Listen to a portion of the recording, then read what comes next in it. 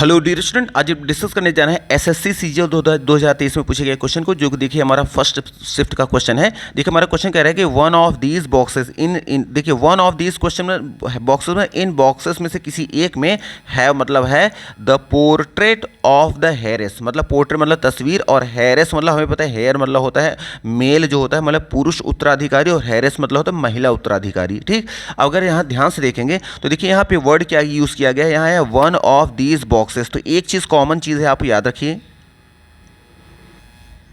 अगर कभी दो नाउन या प्रोनाउन, याद रखिए कभी भी दो नाउन, जैसे एक नाउन प्रोनाउन, एन मतलब नाउन, पी मतलब प्रोनाउन, ठीक, एक नाउन प्रोनाउन हमारा ये है और एक नाउन प्रोनाउन मान लीजिए ये है, ठीक, अगर कभी भी दो नाउन प्रोनाउन ऑफ से जुड़ते हैं, ठीक, तो याद रखिएगा सब्जेक्ट हमेशा पहले वाला माना जाता है, सब्जेक्ट हमेशा पहले वाला माना जाएगा, बाद वाला सब्जेक्ट नहीं माना जाता। इसका मतलब अगर ऑफ के पहले सिंगुलर होगा तो ये वर्ब जो हमारी आएगी सिंगुलर होगी, अगर ऑफ के पहले वाला प्लूरल होगा तो वर्ब भी क्या होगी, प्लूरल होगी। ठीक, अब यहाँ आएंगे देखेंगे तो देखिए यहाँ ऑप्शन क्या आया है, अगर ध्यान से देखें